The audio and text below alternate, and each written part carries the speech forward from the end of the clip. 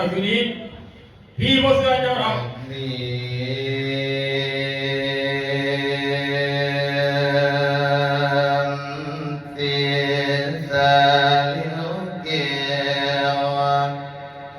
ได้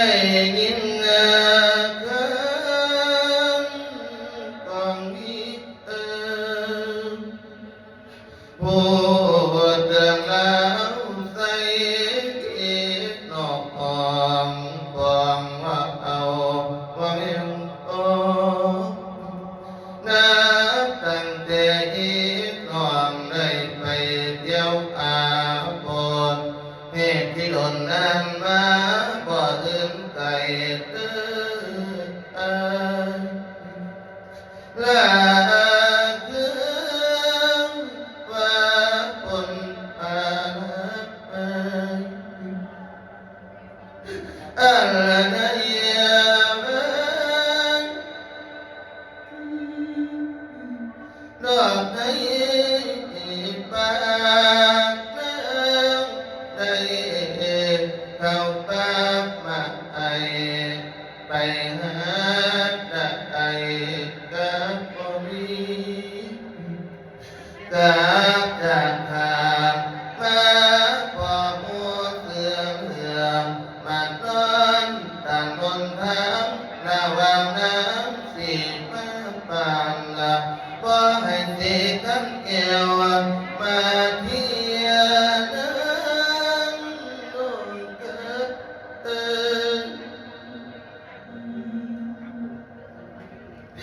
พี่นางพ่อแม่ไปเรียนมาเอาแต่เพียงรอความอายใจพี่น้องพี่น้องนี่มาตั้งแต่ป่านหวังเพิ่งสามีหวังเพิ่งองค์ฤาษีสังฆาเพียงสังนอนและตาบ่มองนอนดูเนื้อมาเที่ยวจากเปิดเนื้อหวังเป็นผู้อาเทศเทสร้างหาเรื่องใส่คนเขาคำโบราณเพิ่นเว้าแม่น้ำในอาศัยเกียรติยาใส่สามีน้ำมาเกียรติกาคือกันจ้างดวงดังมาหวังเกิดตายน้ำเจ้าองสามีสร้างบทเรื่องคิดเด่นคำตั้งแต่กี่เดียวเล่นแต่วตีมาอีกยังว่าสิเลี้ยงจนลูกแก่เป็นผู้จนว่าองค์ชาลีใหญ่ขึ้นมาอาศัย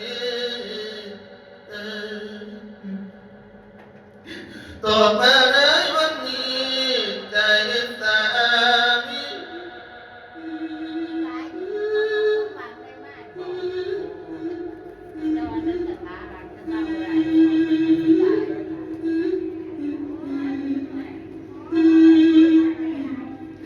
ใจสามีเอียงจะไปเดินพวกมูเพื่อนนาลีน้อย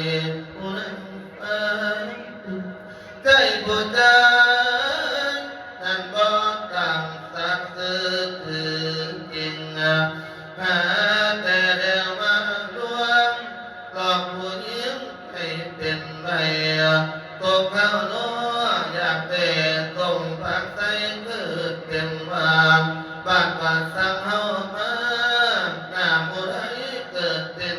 ดียวนั้นจึงเดียวกันเอิญใส่หมูกาสักเสียให้ก่อนท่านมีผัวจะสัว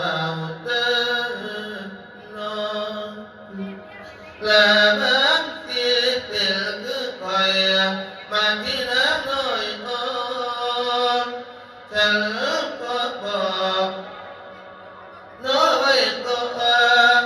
ฉันขอสอนพวกพ่อเศร้าป่าวาจาเอาอีกอันเนื้อฉันสิว่าแต่แอมกูนึก